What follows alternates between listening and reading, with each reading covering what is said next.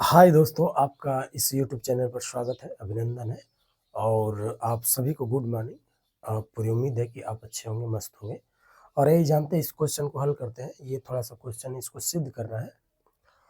अ, यानी इसके बराबर में आप देख रहे हैं, ये ए बी है और कर्ण के अंदर एक्स घात ए है अपन एक्स घात बी, ये बी सी, एक्स का घात बी अपन एक्स घात सी ए, ये ध्यान दीजिए, ऐसे है ये। और एक्स घाते से अपन एक्स घाते इसको वन सिद्ध करना है। तो आइए देखते हैं, इसको हमको सिद्ध करने के लिए थोड़े से कुछ नियम जानने होंगे। जैसे मान के चलिए, हम अगर ए स्क्वायर बराबर अगर 4 बोल दें, अगर ए स्क्वायर बराबर 4 है तो ए बराबर कितना होगा? तो जो ये ए होता है इसको अगर हटाएंगे, मतलब ये एक का घात जो 2 है, 2 को हटाएंगे तो 2 के बदले में यहाँ पे 2 है, कड़ी यहाँ पे चला जाता है 4 ऐसे। मतलब कहने का मतलब ये है कि 4 को 2 गुणे 2 के रूप में, यानी ये 2 है, इसका मतलब अंदर 2 बार, मतलब 2 जोड़ा के रूप में होने चाहिए। जोड़ा का मतलब 2 जोड़ा के रूप में है, तो एक बार बाहर हम निकाल लेंगे, मतलब 2 क्यों रहेगा? इस जोड़े में से केवल 2 आ गया मान।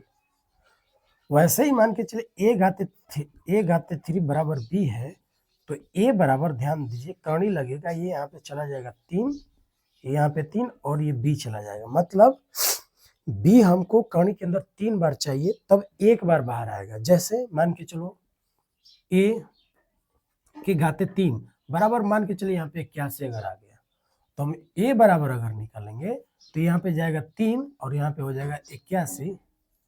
तो 81 का मतलब, जैसे इसको हम हल करेंगे, यहाँ पे थोड़ा सा स्पॉट आ रहा है प्रकाश का, इसलिए यहाँ पे दिक्कत हो रहा है। जिससे ए के घाते 3 बराबर अगर 81 हो गया तो ए बराबर ये 3, मतलब ऐसे हो जाएगा 3 और ये 81। तो इस 81 का मतलब 3 गुणे 3 गुणे 3 गुणे 3, 3 3 9 3 27 27 3 81, ये 3 इसमें है। तो इसका मतलब ये हुआ कि ये जो अंदर ये 3 3 3 है, ये 3 बार, 1 2 3 बार ऐसे 3 बार ये बनेगा, तब एक बार बाहर आएगा। मतलब ये पूरे 3 ठो मिला के 1 ठो बाहर, लेकिन ये अभी फंसा हुआ अंदर ही, तो ये आपका अंदर ही, मतलब ऐसे हो जाएगा। ये ऐसे होता है। तो कहने का मतलब ये है कि जो घात जाता है वो कणी में जाके, जो घात है एक का घात 3, तो कणी में से जाके ये बी हो जाएगा। वैसे ही मान के चलिए, अगर ए स्क्वायर बराबर मान के चलिए बी हो गया, तो हम ए बराबर तुरंत यहाँ पे बी लगा देंगे। यहाँ पे 2 छुपा रहता है, ये 2 होता है लेकिन लिखते नहीं है, 3 रहेगा 4 रहेगा तब लिखते हैं, तो इसलिए यहाँ पे 2 छिपा रहता है। तो आप देखेंगे, दूसरी बात ये है कि कहीं पे मान के चलिए ऐसा घात है, जैसे मान के चलिए ये ए स्क्वायर है, तो इसको हम 1/1 का घात -2 लिख सकते हैं। जैसे ए स्क्वायर है तो बराबर 1/1 का घात -2, एक घात मतलब निगेटिव हो जाएगा। या 1/1 का घात अगर 2 है तो इसको हम 2 को जब ऊपर ले जाएंगे तो 1 का घात -2 हो जाएगा। आप इस बातों को समझ रहे होंगे और मुझे पूरी उम्मीद है। तो चलिए इसको हल करते हैं। तो इसको जब हम हल करना चाहेंगे तो देखिए, एक्स का घात ए है तो एक्स का घात ए, और नीचे है एक्स का घात बी, तो एक्स का घात बी आप भी लिखोगे। अब इसके, जैसे ये है ए बी है, तो इसके घात पर अब क्या आ जाएगा? अब इसके घात पर 1/AB आ जाएगा। ऐसे मैं पहले ही बताया हूँ कि जो घात था 1/AB के रूप में हो जाता है। तो अब यहाँ में x घाते b है, x घाते b, तो यहाँ पे चूंकि इसका भी घात है b, x का घात b है, तो ये वाला जो घात रहेगा इसके मल्टीप्लाई में 1/AB आ जाएगा ऐसे। फिर x घात b है, तो इसके घात में आपका हो जाएगा 1/BC हो जाएगा, ध्यान दीजिए। फिर x का घात c है तो नीचे x का घात 3 इंटू 1/BC आ जाएगा गुणे के रूप में। फिर इंटू x का घात c, तो इसके घात में 1/C आ जाएगा, और नीचे x घात a इंटू 1/C इसके घात के रूप में। तो ध्यान से देखोगे तो ये यहाँ पे है, थोड़ा सा ऊपर इसको कर लेते हैं। a से a कट गया, और यहाँ b से b कटेगा, तो x का अब घात जो बनेगा 1/b होगा,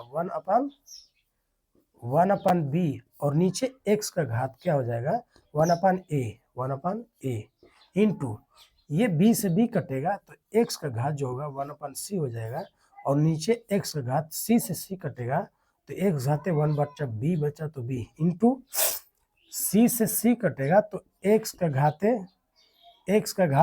1/a फिर नीचे x का घात a से a कटेगा तो 1/c हो जाएगा। और फिर यहाँ पे ध्यान दीजिए, अब हम नीचे से इसको ऊपर लेके जाएंगे, जो x का घात 1/a ये नीचे है तो नीचे से इसको ऊपर जब हम लेके जाएंगे तो ये घात मैं पहले भी बताया हूँ कि 1/b तो रहेगा, लेकिन इंटू x का घात ऊपर जाएगा तो x का घात -1/a हो जाएगा। फिर इंटू ये वाला इंटू x का घात 1/c तो इंटू x का घात अब -1/b हो जाएगा इंटू अब x का घात 1/a है तो यहाँ पे x का घात -1/c हो जाएगा। ध्यान दीजिए, तो अब चूंकि अब यहाँ पे एक और नियम लगता है कि कहीं भी a का स्क्वायर 2 है इंटू a का स्क्वायर 3 इंटू a का स्क्वायर मान के चलो 4 है, तो जब आधार जब सेम रहता है, आधार जब बराबर रहता है तो हम उनको अगुणा के रूप में a का स्क्वायर मल्टीप्लाई a का क्यूब यानी a का घात 3 मल्टीप्लाई a का घात 4। यहाँ पे थोड़ा सा हम देखते हैं कि यहाँ पे हाँ वीडियो तो बन रहा है, कभी कभार दिक्कत हो जाती है वीडियो बनने में। तो जब आधार जब सेम है तो इस घातों को इन घातों को हम जोड़ देते हैं, मतलब 2 + 3 + 4 कर लेते हैं। तो a का घात 3 3 2 5 5 4 9 तो a का घात 9 हो जाएगा। तो वैसे ही अब ध्यान दीजिएगा, तो x का घात 1/b x का घात -1/a x का घात 1/c x का घात -1/b और x का घात ये से करके घात है, तो इसके हम घातों को क्या कर लेंगे जोड़ लेंगे, मतलब 1/b प्लस -1/a फिर प्लस 1/c प्लस सबको घातों को हम जोड़े -1/b plus 1/a plus -1/c। तो जब घातों को जोड़ेंगे तो ध्यान दीजिए यहाँ पे थोड़ा सा नीचे जगह कम है तो हम इसको ऊपर ही कर लेते हैं।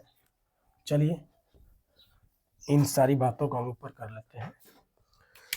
x का घात यहाँ पे